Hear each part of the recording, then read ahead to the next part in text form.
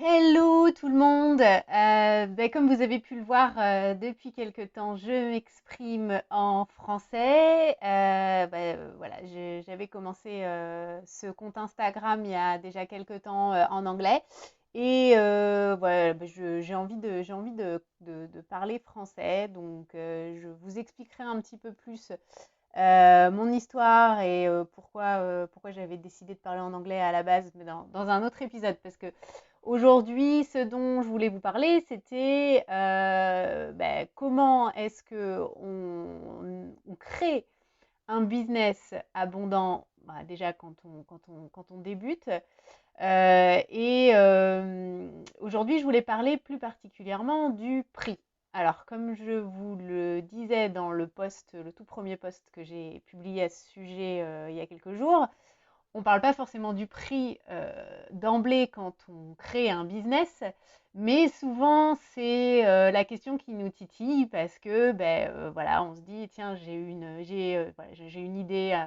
Alors soit c'est un lancement d'un nouveau service, d'un nouveau produit, ou voilà, je crée de toutes pièces mon entreprise, et forcément il y a la question du prix, c'est ce qui vient dès le départ.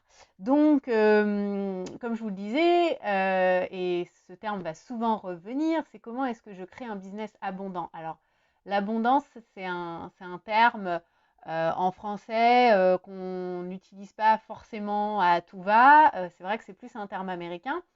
Mais voilà, comment est-ce qu'on crée un business en gros qui rapporte et qui vous fait vivre voilà, de ce que vous avez à proposer, et qui est au moins aligné à la hauteur de ce que vous êtes, de l'énergie que vous dégagez, du service que vous proposez. Donc comment est-ce que vous pouvez être abondant? Alors, la première chose dont je voulais vous parler, effectivement, c'était le prix et comment est-ce qu'on détermine un prix. Déjà, les questions à se poser, elles sont très basiques. C'est qu'est-ce que vous apportez comme solution à votre client? Vous l'emmenez d'un point A à un point B si vous lui proposez par exemple un service, ou voilà, un produit, vous allez répondre à son problème, ou voilà, il a une envie, il a un besoin, vous répondez à son besoin. Donc, à quel point vous lui faites gagner du temps, à quel point il est dans l'urgence aussi de- d'arriver à cette transformation, ou d'arriver à obtenir ceci. Est-ce que c'est pressé? Est-ce que c'est quelque chose dont il a besoin depuis longtemps? Donc voilà, se poser les questions de l'urgence, c'est assez intéressant. Et ensuite de la valeur ajoutée. Donc c'est vous en tant que service, ou le produit que vous proposez, à quel point aussi ça va changer sa vie. C'est-à-dire que quel genre de personne il ou elle va devenir en achetant votre produit ou votre service. Donc tout ça, c'est des questions à se poser.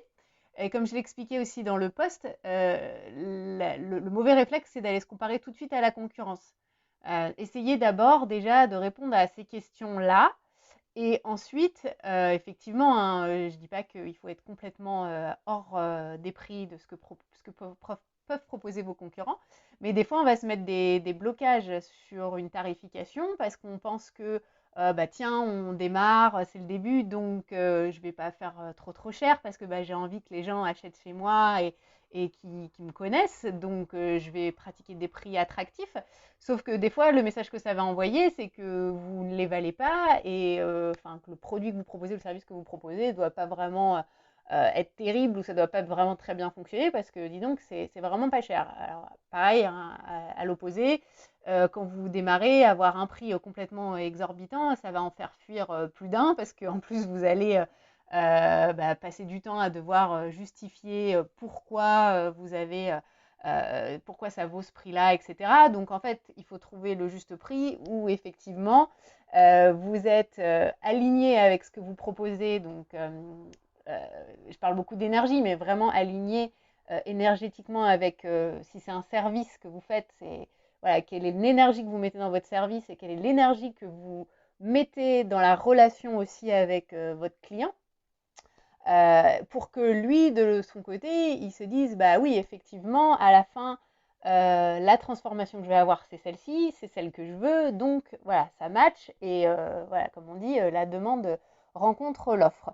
Là, je voudrais aussi parler quelques minutes de ce qu'on appelle aussi l'état d'esprit de la peur au niveau du tarif et de l'argent. Alors pareil, les Américains appellent ça, en anglais on appelle ça le scarcity mindset. Il n'y a pas vraiment de traduction en français appropriée, je trouve.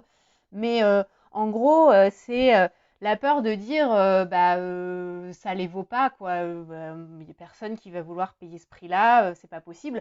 En fait, si vous partez déjà avec cet état d'esprit-là, vous, quelque part, vous rabaissez déjà et vous vous dites, bah tiens, non, en fait, euh, ce que ça renvoie, en fait, ça renvoie à la confiance en soi aussi, hein, donc c'est très profond et c'est des thèmes que j'adore, dont on parlera régulièrement.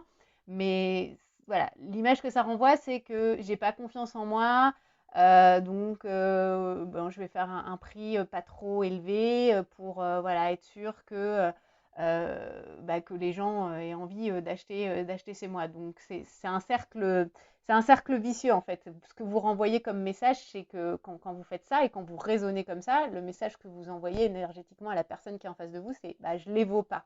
Donc si je les vaux pas, vous n'avez pas confiance en vous, la personne en face, forcément, elle n'aura pas confiance en vous. C'est comme quand vous n'avez pas confiance au produit que vous vendez. Moi, c'était mon cas quand j'étais en Australie, j'essayais de vendre. Donc ça, c'est pareil, j'en parlerai dans un prochain épisode, mais je prends toujours cet exemple-là. J'étais pas convaincue par le produit que je faisais en démarchage. J'ai jamais réussi à en vendre un parce que je le comprenais même pas. Il me parlait pas, quoi. Donc ça, les gens, ils le sentent. Donc voilà, si vous n'avez pas confiance en vous et si vous n'avez pas confiance en votre produit, en votre prix que vous avez déterminé, les gens le sentiront. Donc ayez confiance en vous et en le prix que vous allez proposer. Vous devez vous l'approprier et aussi vous devez, en tant que voilà, si vous étiez un consommateur, vous vous diriez mais oui, ce produit il est génial, je réfléchis même pas, je l'achète tout de suite. Vous, vous en êtes convaincu déjà, c'est déjà hyper important. Voilà, donc si on récapitule, un, c'est de réfléchir effectivement au temps que vous allez faire gagner à la personne pour l'emmener du point A au point B, donc de son problème à la situation désirée, l'urgence de la situation aussi, et ce que la personne va devenir une fois qu'elle aura acheté votre produit. Donc, tout simplement, quelle est la promesse de vente derrière ce produit, derrière ce service. C'est là qu'on parle de la valeur ajoutée. Ça, c'était le premier point. Le deuxième point, c'est d'avoir un état d'esprit positif par rapport au prix que vous allez déterminer, c'est-à-dire que vous devez avoir totalement confiance en ce prix-là. Vous ne devez pas vous sentir illégitime ou je ne sais quoi par rapport au prix que vous avez déterminé. Si vous estimez que c'est ce prix-là que ça vaut, alors soyez fiers du prix que vous proposez parce que c'est cette fierté qui va se dégager de vous quand vous allez vendre le service ou le produit à votre client. Et enfin, vous devez avoir confiance en ce produit, en ce prix, voilà, tout le package. C'est-à-dire que vous devez tellement en avoir confiance que vous l'achèteriez, vous en êtes convaincu et vous êtes déjà le premier client de ce produit ou de ce service. Voilà, donc j'espère que ça vous a aidé. Dans la prochaine vidéo, je parlerai que je ne me trompe pas, du positionnement. Voilà, donc comment trouver le bon positionnement pour son produit ou son service quand on veut créer un business abondant.